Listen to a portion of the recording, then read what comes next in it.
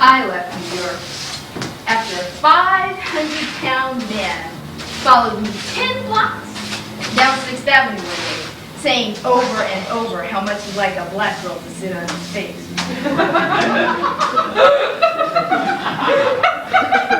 My friends in New York wanted nothing to do with me after I moved across the river to Hoboken. They all said it was tacky to live in Hoboken. My friend said I had gotten a little too weird. It was true, I was paranoid as hell. A few months after I left New York, I got into a huge fight with my whole family after I found out my sister back in Nebraska was dating my old boyfriend.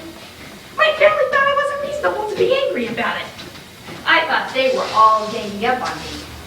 I wanted nothing to do with anyone who had the same last name as me. In fact, I rarely spoke to anyone after I left work.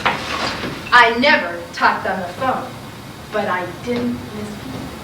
I was in my anatomy phase. I loved spending the evening surrounded by anatomy books and plastic bones. I stayed up till 2 o'clock drawing and making clay models. I even carried anatomy books in my bag to work. I wanted to know every tubercle on every bone, every attachment, and every insertion of every muscle. But I needed to hear somebody talk about the human body. So I canceled my paranoia on Tuesday and Thursday nights to study anatomical drawing. The teacher, Arnold, was a man in his 60s who taught classes in his flat. He developed a unique system of drawing, which was based on one basic shape, the egg. Every Tuesday night, Arnold called each student into his parlor for an individual critique. Whenever I walked into his parlor, he grinned at me under the brim of a fisherman's cap that he'd probably been wearing for 20 years to hide a bald spot. First of all, you didn't draw every day, did you? You haven't even looked at my drawings yet. It takes weeks to draw an egg correctly. I drew almost every day. Look, these are shit. I drew pages and pages of eggs and you've scrutinized every one. That's what you're paying for. Then the men in this class are getting ripped off, Arnold, because you don't scrutinize their eggs. Their eggs are better. No woman in this class will ever draw as well as the men. If you can't work any harder, you're nothing but a dilettante. You yell at me more than you yell at anybody else in this class. Unless you want to stay a dilettante, you'll keep drawing eggs until you get it right. Then, I'll let you draw biceps. We didn't have live models because Arnold said that none of us drew well enough to draw from a model except Eddie. The youngest person in class who was practically an idiot savant because he hardly ever said anything and didn't even seem to care how talented he was. Arnold was training Eddie to be an illustrator, mostly for old-fashioned girly magazines. It was surprising that Eddie could draw women with so much feeling. You knew how advanced you were in Arnold's class by how close your drawing table was to Eddie's. Nobody sat farther away from Eddie than I did. The next table was occupied by a man not quite as young, but almost as serious as Eddie. His name was Alan Klasky. He was so morose. If it hadn't been for his large blue-green eyes, it would have been impossible to tell he had a handsome face under the thick curly brown hair that looked almost too curly to comb and hid his face half the time. His head was huge. Most men don't look that graceful sitting still. The most amazing thing about Alan Klasky were his long, slim hands. I stared at his hands a lot and worried about him catching me staring, but he rarely looked at me. I was so attracted to him. I wanted him to pay me a lot more attention. Alan Klasky was the first person about whom I thought immediately when I met him. He lives alone. He was so pale and thin. He was so pale and thin. He must have been a ghost in his own apartment. I also had a ghost. I was certain I wasn't really living alone. I would get home from work and have the feeling that someone had rearranged everything and then put everything back. Everything was a little off from where I remembered it had been. The apartment in Hoboken was sparse, and I am neat, but it was not so sparse, and I am not so neat that I could shake off the feeling I was sharing my apartment with someone whom I didn't know. But obviously mean well enough to leave everything even more like I left it than I left it.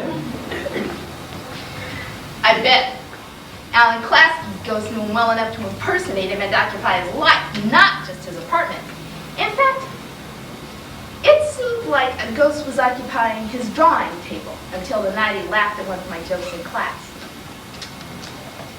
Arnold was giving a lecture while the class stood at Eddie's desk looking at a drawing Eddie had done of a naked woman surrounded by leering middle-aged men and a very large German Shepherd dog. You know how much Hustler magazine is paying Eddie for this drawing? Hustler magazine is sexist, Arnold. Yeah! And they pay a lot of money for stuff like this because a lot of people want to see it. Arnold, the woman in the drawing doesn't even look like a woman. No offense, Eddie, but she looks like a mouse with tits. You really do live in your own little world, don't you? Alan Klasky was standing behind me, close enough that I could feel him shudder. Then a growl came from his throat as if his voice wasn't accustomed to coming out of his body. And he laughed and laughed, even though everybody in class, including me, was staring at him. Finally, he stopped laughing and said, "That was funny." I left class that night with two monsters swimming inside my head. One monster was saying, "Does Alan Klasky like me?" The other monster was screaming at me, "A mouse with tits!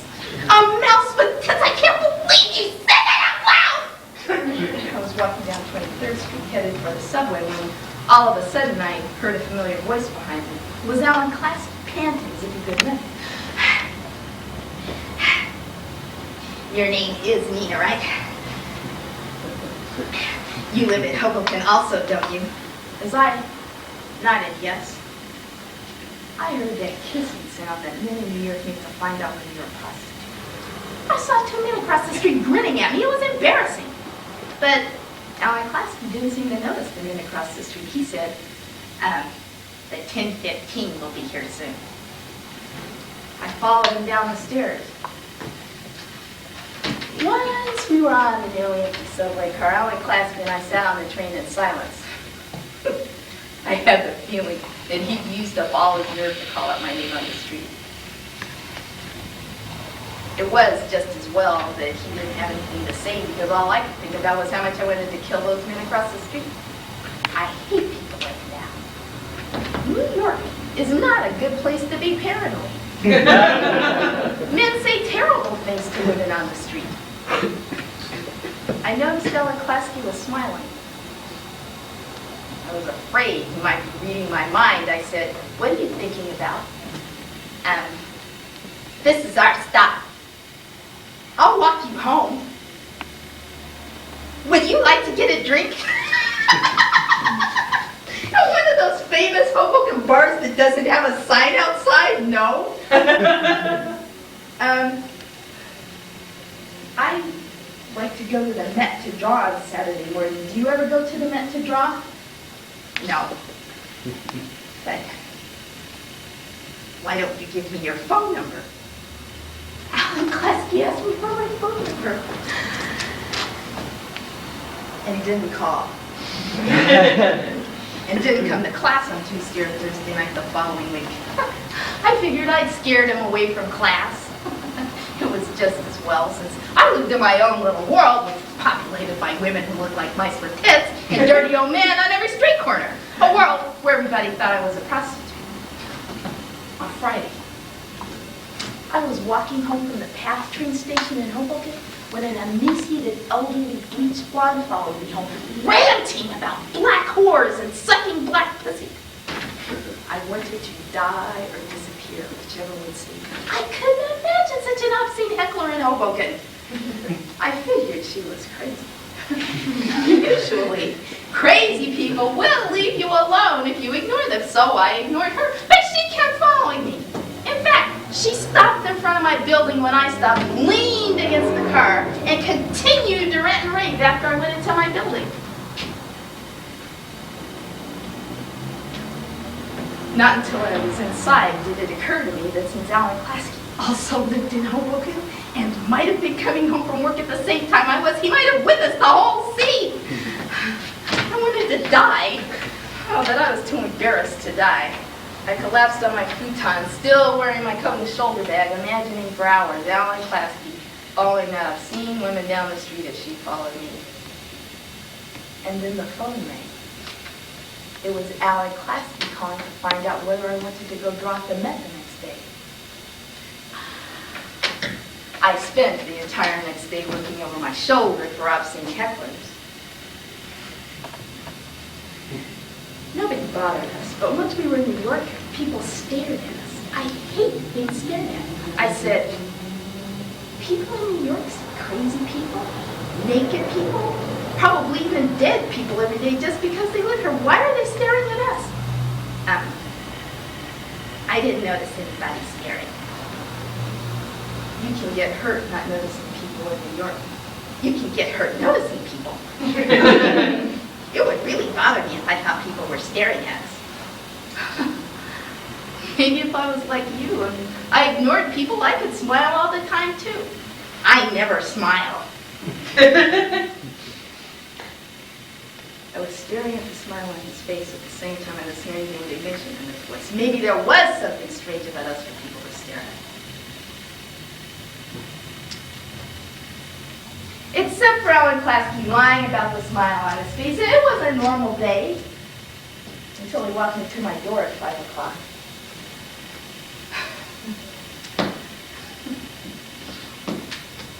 He told me that this was the first date he ever had that he made himself.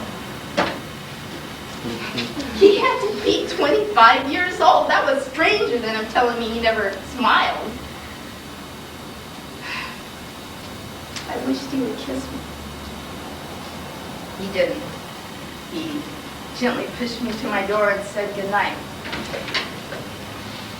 Alan Klasky would not make a pass at me as soon as I wanted him to. I could wait for him to make a pass at me, but I couldn't wait to find out whether I would see him again. So, on Monday night, I tried to call him for the first time. I had to dial the number 10 times because I was so nervous my fingers kept slipping on the dial. And then, as he answered, I dropped the phone before I could say anything.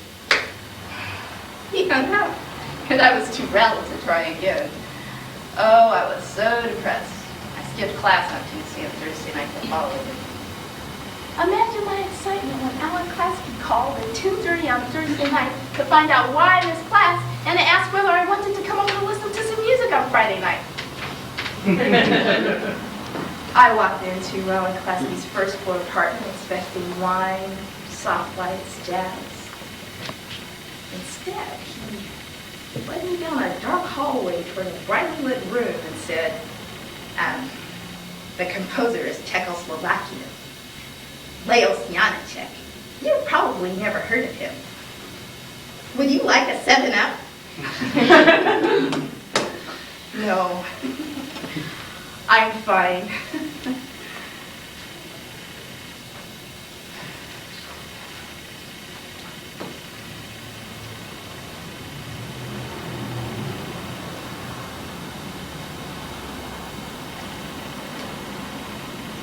That drawing. It's a mural. There must be 100 figures in that drawing. 117. And they're all perfect. You must be a genius. It's just a drawing. It's exciting. I wish I could draw as well as you. You could do it. No, I'm a dilettante. Haven't you been listening to Arnold? And when Klasky was standing close enough that I could feel him reading as I scanned the drawing, I smiled at him over my shoulder. And noticed something very strange. He didn't have an odor.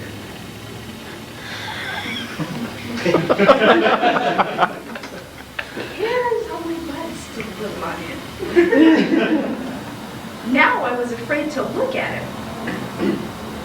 Alan Klasky led me toward a small red sofa. He sat down on the sofa. I was still nervous because I couldn't smell him, but I relaxed enough to look at him. His eyes were too large and too blue and too green at the same time, and his eyelashes were too long. He pulled me closer to him on the sofa. I blushed. My face felt hot, but the rest of my body felt chilled pressed against an odorless hand with a permanent smile that wasn't there. I was sure he was about to kiss me. I closed my eyes, wishing that Leos Janáček was McCoy Tyner and Alan Klasky would sweat. Suddenly, I felt Alan Klasky's arm curl around my shoulder like nothing I ever felt before. I was used to hair to be heavy in his arms that were almost too heavy. Alan Klasky's arm felt as light as a ghost arm come to life. I liked the feeling. I opened my eyes and smiled back at his permanent smile. Now, I thought, now, kiss me. But he said, would you lie on my back?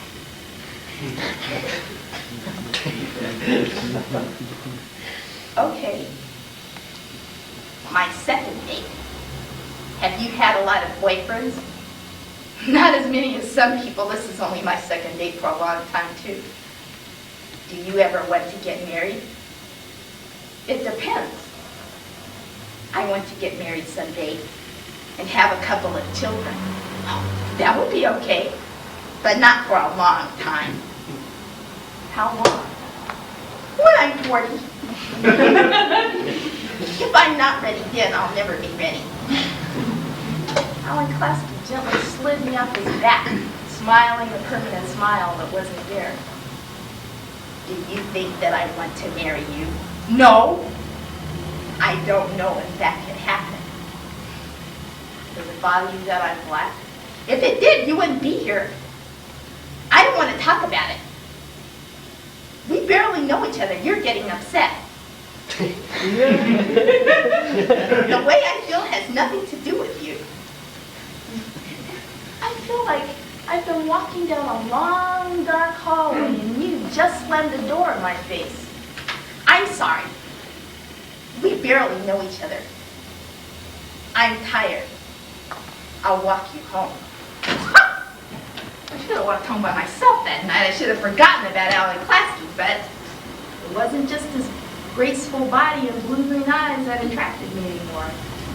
Now, not only did I want him to kiss me with that permanent smile of his, I wanted to know what was behind the door at the end of his long, dark hallway. A few weeks after I visited his apartment, Alan Klasky invited me to a performance of his sister's dance company in the East Village. Now this would be a date. I could find out whether scentlessness was a family trait. I met Alan Klasky's mother, Mrs. Stein, and Sister Judith after the show. Both women were tiny, round-faced, chinless, and neckless, with short, sturdy arms and legs, but they moved magically like they were flowing through air. Judith smelled like she'd been dancing for an hour and a half. Mrs. Stein smelled like Estee Lauder. She shook my hand with 2 fingers. I'm so glad to meet you. I'm glad to meet you too. You must be really proud of Judith. I'm proud of both my children. Judith was a lot friendlier. I knew it was a good idea for Alan to take that class. I told you, you'll meet people. He spends too much time alone. I stay busy. He really does stay busy. That mural on his wall? Oh, you've been to the apartment. You've seen the mural. Alan is so fragile, you know, Nena. I promise I won't break him. You two should meet me in the village for dinner sometime. I felt pretty good after the show, until Alan Klasky and I were waiting to cross 3rd Avenue when a man yelled across 6th Street, "I don't want nothing to do with no hoes, especially not no black ones." I shivered and froze in my steps. Alan Klasky grabbed my arm. "Come on, the light's about to change. We'll miss our train if we don't hurry." It was as if he hadn't heard what the man said. I was speechless until we got to my door. I wanted to ask him about what the man said on 6th Street. But even in the dark, I could see Alan Klasky was glowing. I had never seen him glow before, and I had a feeling that I wouldn't see him glow very often. He raised one of his beautiful hands like a flower, pulled me to him like Fred Astaire about the 12 ginger ledgers. Then he kissed me for the first time. He held me so gracefully, with the ease of someone who'd done this 1,000,000 times. But I had a feeling that Alan Klasky never had kissed a woman that way before. I would ask him about the man on 6th Street another time.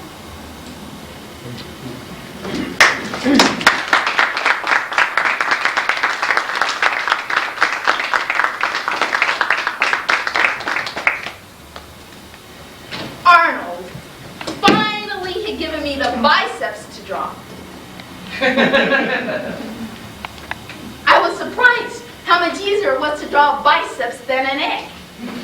So much easier that one evening while I was at my drawing table, Arnold paid me a compliment on my first page of biceps. "So, you finally started to listen to me." "Oh, that means I'm doing great." "No, just means you're ready to have the brachialis. Your first muscle group. You might be working on the triceps in a couple of weeks." I guess girls don't develop muscles as fast as boys. Alan Klasky laughed. Arnold looked at him, then looked back at me and said,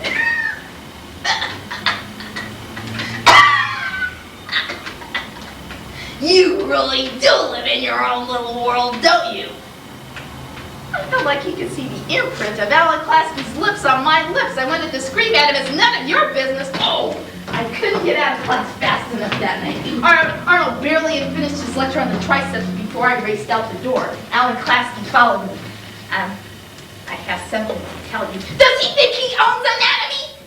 Who is he to give me the triceps? All I have to do is look in a book to know what a triceps looks like. People taught themselves how to draw in the old days. I don't need him.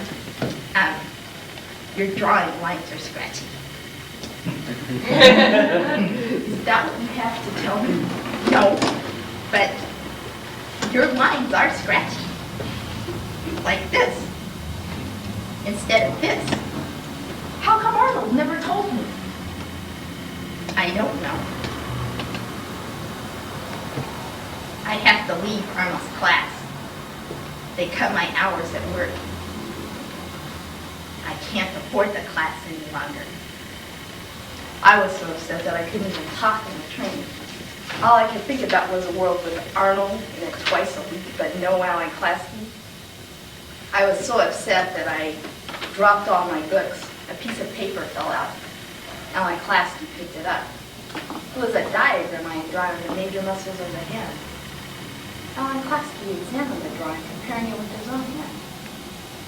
I examined my hand, flexing and extending my fingers, making a fist, pressing my fingers against my palm. Alan Klasky did the same. After a few moments, I remembered that I was on a train with lots of other people who might have nothing better to do than to watch me and Alan Klasky. I looked up.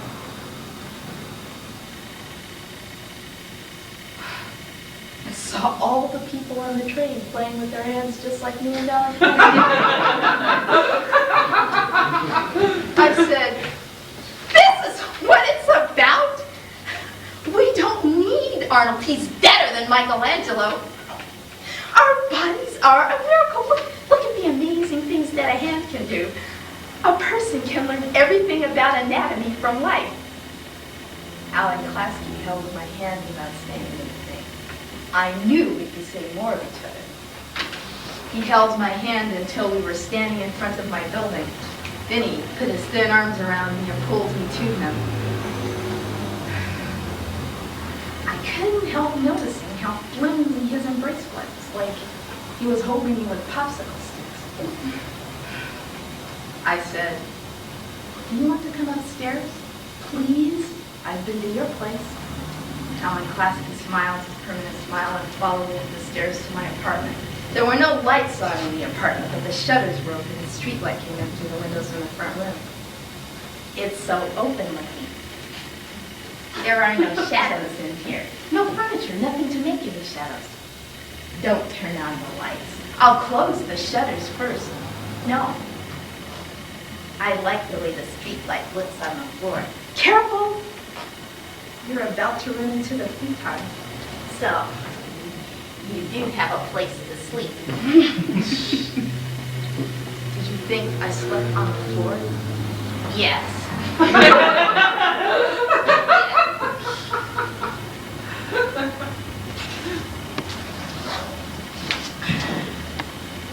Comfortable? Nuns made this futon. I don't know much about nuns. All futons feel flat to me. Lie on my back. I crawled on top of him. The sound of his breathing vibrated to my body, relaxing me. My breasts seemed to soften and spread on his back. The insides of my thighs melted pleasantly against each other. I felt Alan Klasky's head turn under my breathing, and I thought he was going to kiss me over his shoulder. Instead, he rolled me off his back and leaned on his elbow. There was just enough light on his face for me to see he looked frozen. I reached toward him and I buttoned his shirt. I could scarcely feel his breath rising and falling. Alan Klasky was so still I thought I had done something terrible to him. I paused after I unbuttoned the last button, expecting him to do or say something. He didn't move. I unbuckled his belt and unzipped his pants. Now I felt him breathing. He lay on his back and I peeled off his pants. I felt up his thigh and found bunches of fabric. Boxer shorts. My fingers fumbled through long, fine hair, searching for his penis. I couldn't find it. The strangest thought went through my mind. What if it's too small? Help me, I said. Alan Klasky silently pushed off his shorts and just enough light flashed across his penis as it glowed to show that it was normal, the tip floating above his belly.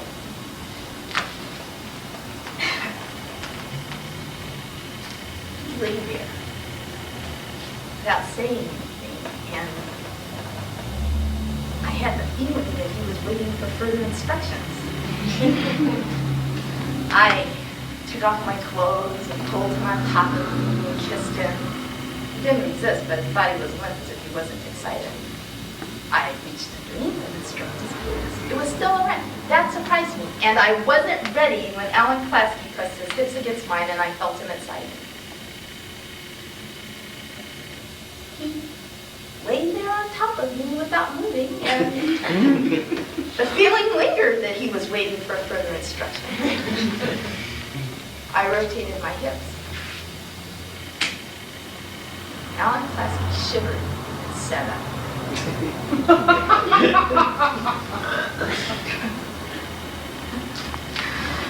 I was burning with so much frustration that I wanted to scream. Neither of us said anything. Alan Klasky went into the bathroom. As soon as I heard the door close, I combed my pubic hair with my fingers. I heard water coming out of the faucet and I massaged between my legs. I was just about to be relieved from my frustration when the water turned off.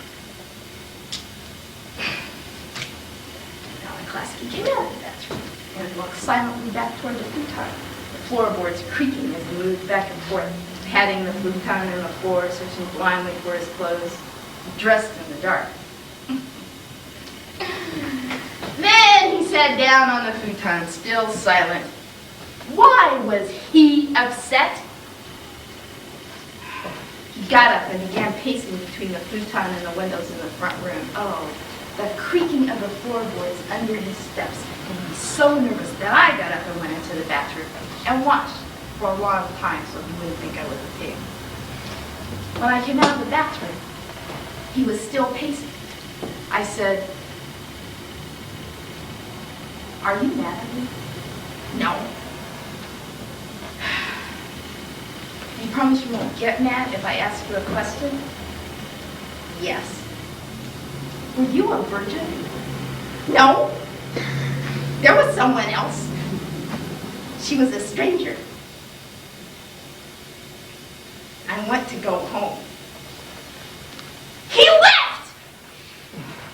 Every day that he didn't call, I went crazy. Finally, after a week and a half, after I gained 5 pounds from consoling myself with chocolate twice a day, Alan Klasky called on a Tuesday night to invite me to meet his sister Judith for dinner the following Friday. Oh, I was so nervous about meeting Judith. I couldn't eat for the next 3 days.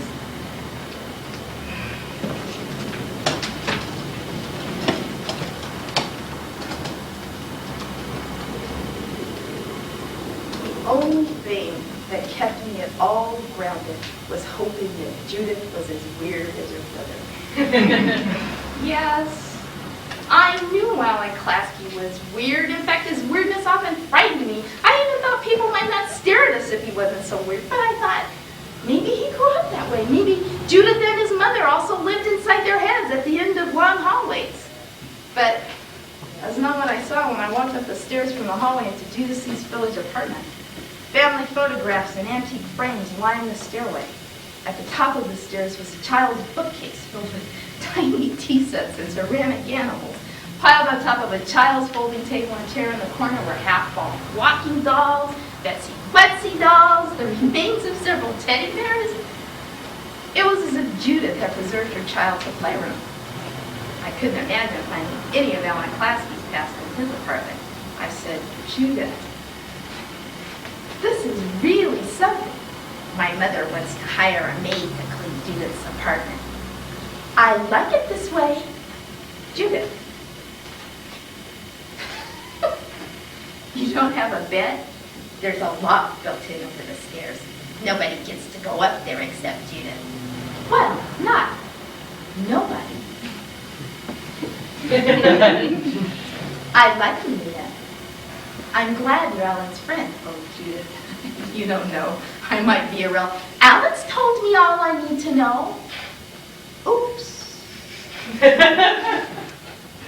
"Don't blush. You're in good company. My brother, with a shit-eating grin." Well, when Alan Klasky and I got back to Hoboken that night, he followed me into my building. We barely had closed the hallway doors before he grabbed me and kissed me. Then he turned on the light and led me toward the futon. He took off my clothes and put me flat on my back. pushed off his pants and his shorts, and his penis sprang to a 60-degree angle. Then he sat down on his haunches on the futon, with his long, slim hands folded on his thigh like a geisha's, wearing his permanent smile and a wide-open expression in his blue-green eyes that made me sure he was waiting for further instructions. I said, "You're excited." "No, I'm not." "You look excited." "It looks excited. It just means I'm ready." "Well, I'm not ready." "You're not?" "No, you barely touched me. You only kissed me once." "Is that what makes you excited?" "Yes." "Doesn't it make you more excited?" "Not really." "You don't like kissing?" "Yes." "Well, I don't just like it. I need it, or I'll never be ready." "You weren't ready the first time."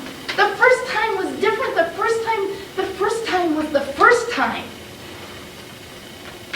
"You don't want me now?" "Yes. I just have to be ready. Okay?" I cupped one of his hands on my breast. He began exploring my body, quickly memorizing which kisses and caresses made me moan. I felt like I was flying. I pulled him inside me. I wanted us to soar together. Alan Klasky shivered. That was the end.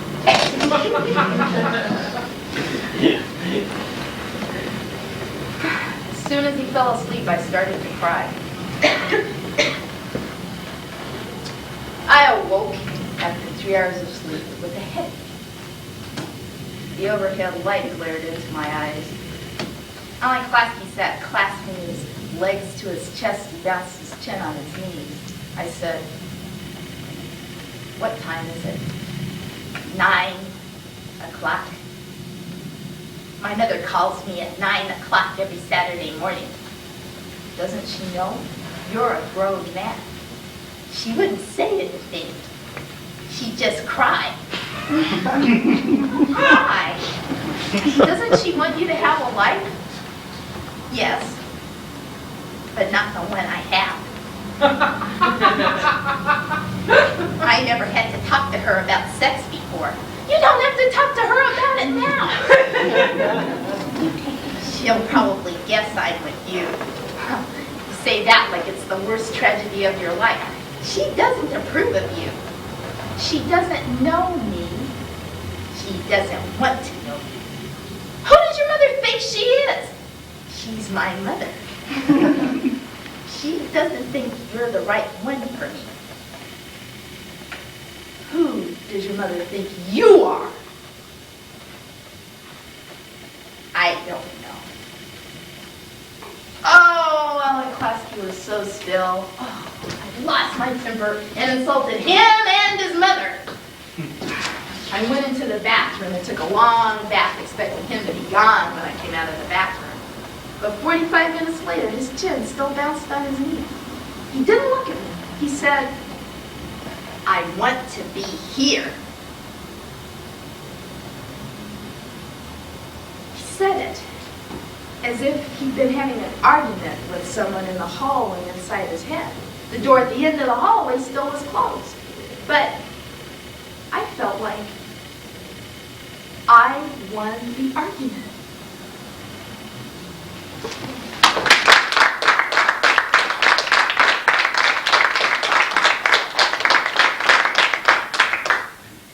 Alan Klasky must have decided that he liked sex.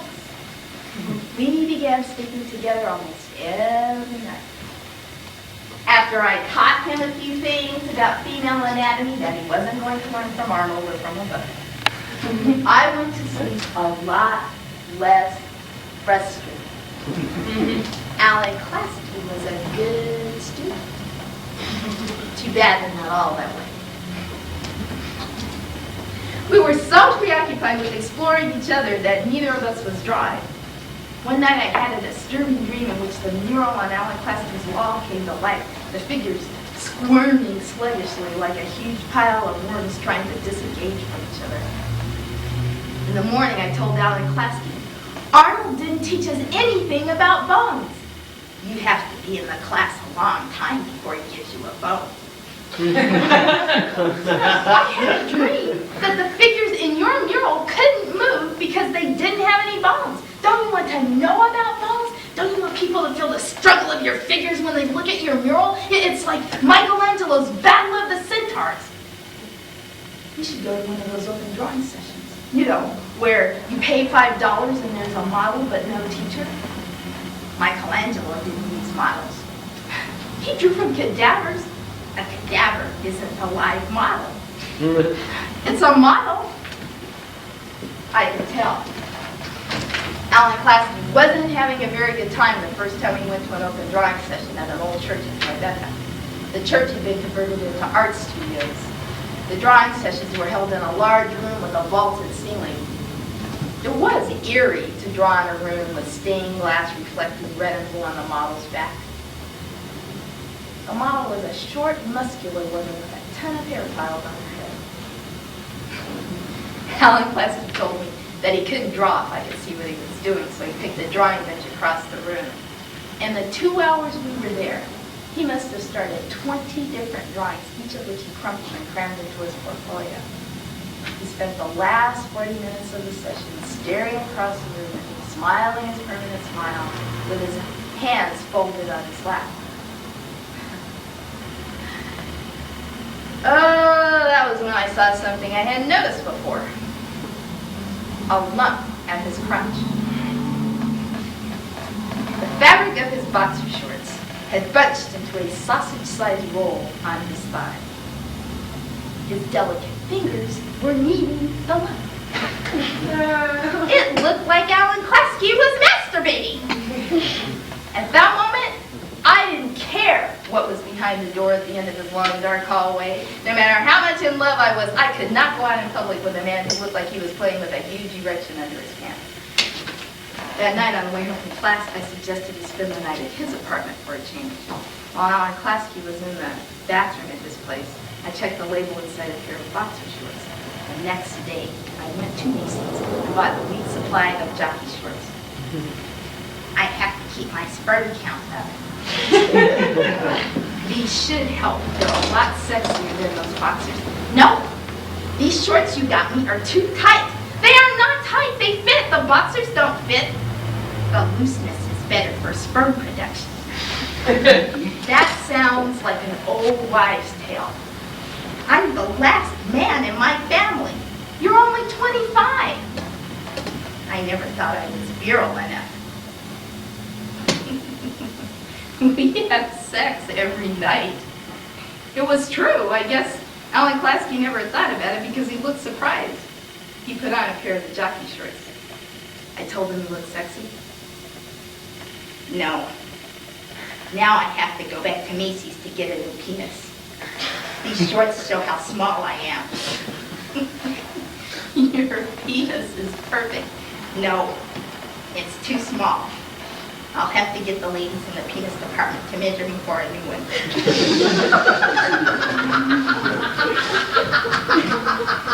There's women in the penis department at Macy's? Of course. Men don't touch each other. Most men don't. And most men wouldn't go to the penis department if it was run by other men, because men don't want other men to know how small they are. So, men don't want beautiful young women to know how small they are. So, Macy's hires old ladies who know a lot about penises to work as sales ladies in the penis department. And the only problem is they wear too much makeup and perfume and call you dear the whole time you're in the dressing room with your pants down. Alan Klasky pulled a miniature trampoline out of a closet and began jumping up and down on it. You know the best thing about these shorts? You're looking at it. You can't guess what it is. It's easier to do this in these shorts because I don't flop around. You think that's funny. You wouldn't think it was funny if you were a man. My mother bought me this trampoline so I exercised. My HDLs were a little high the last time I went to the doctor. I never told you. My father died of a stroke when he was 35. Bad blood runs in the family. You never told me what happened to your father. Why your mother is Stein and you're Klasky. It's okay. It was a long time ago. I was 6. I came home from a modeling session and they told me Daddy was dead. I never told you I was a model. Nobody ever believes it. I'll show you some pictures. Alan Klasky got off the trampoline and reached inside the closet again.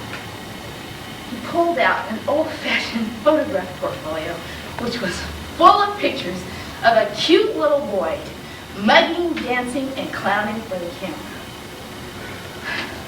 The huge head looked like Alan Klasky's head, but it was hard to believe that the child in the sailor suit grew up to wear boxer shorts and a permanent smile that wasn't there. Who are you? I stopped modeling after my father died. People don't turn into somebody else. That's what my mother thinks, that I turned into somebody else. She sent me to a psychiatrist when I was 18. What did he say? I don't remember. You know, my father died a long time ago. The door at the end of the hallway, which had opened just a crack, seemed to shut again. But Alan Klasky held me all night that night. After watching him go through 20 sheets of paper at the first drawing session, I thought Alan Klasky never would go back to the old church with me again. But he did. He even seemed to enjoy himself. He sat at the drawing bench across the room,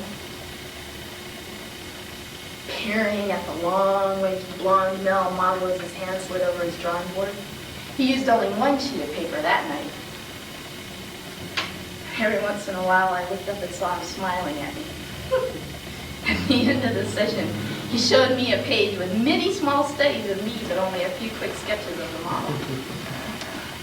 I felt really happy as we walked from the church to the subway, hand in hand, each of us swinging a portfolio in the other hand. It was one of those hot July nights when anything seems possible. I said, "Am I prettier than the model?" He's a man. So, am I prettier? What are you trying to get me to say? If you didn't already know the question, you wouldn't ask. If you didn't already know the answer, you wouldn't ask. Say it! You were prettier than any of the men in that room. What about the women? Okay, you were the prettiest person in the room. You promise you won't get mad if I ask you a question?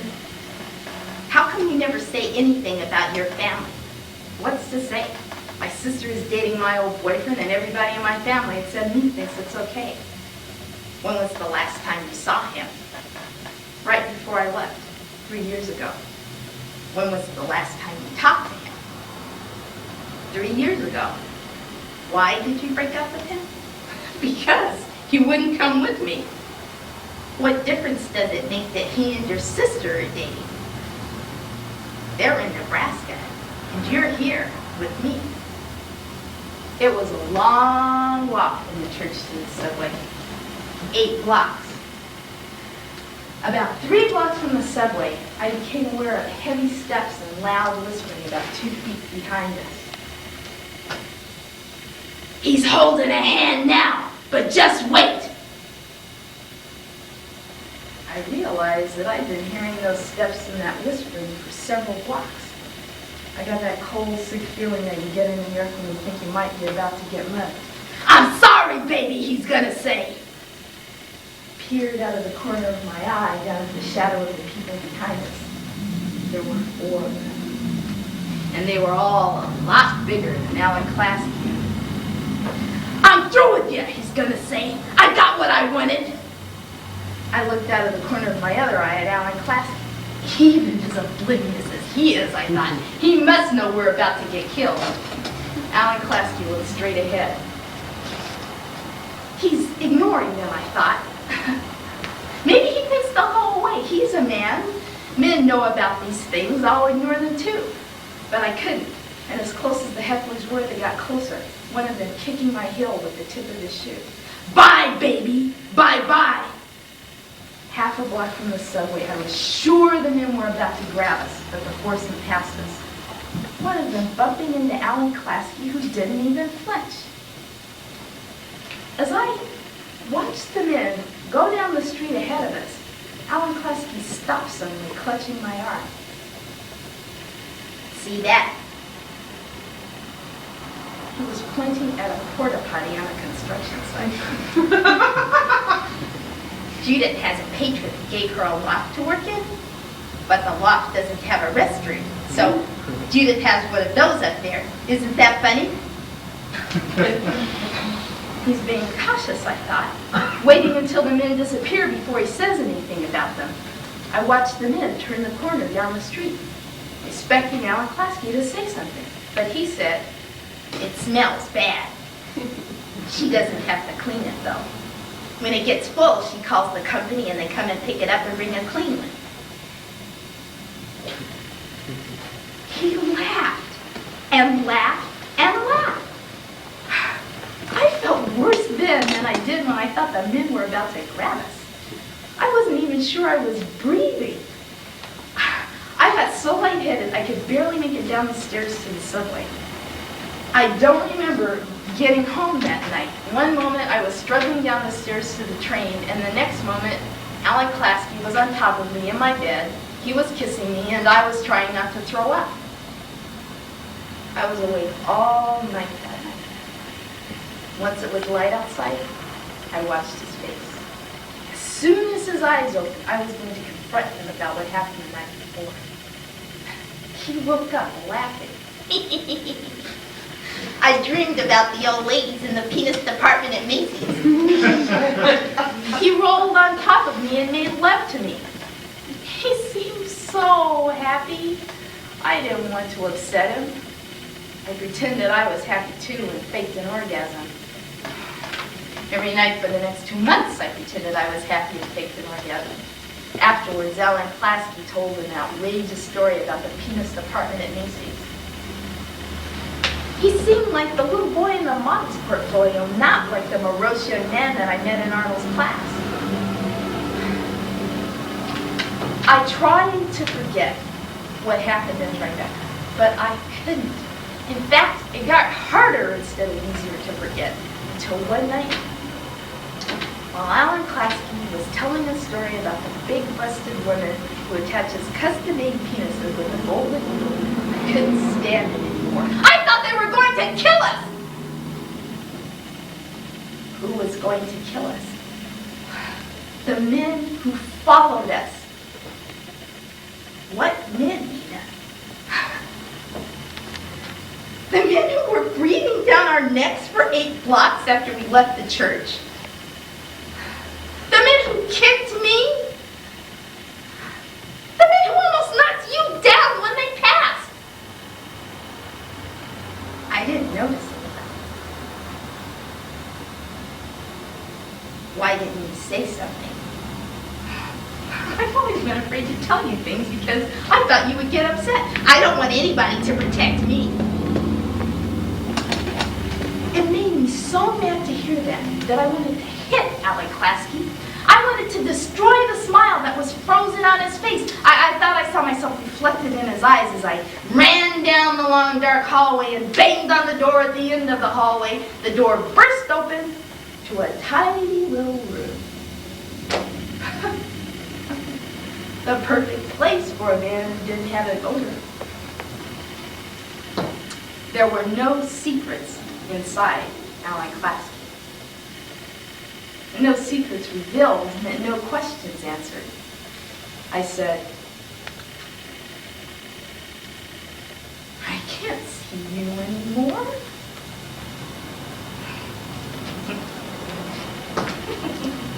His mother was wrong, you know.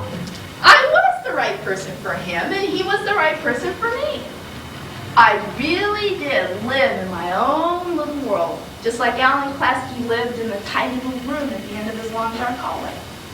When it was over between us, my drawing lines weren't scratchy anymore, and his door was open.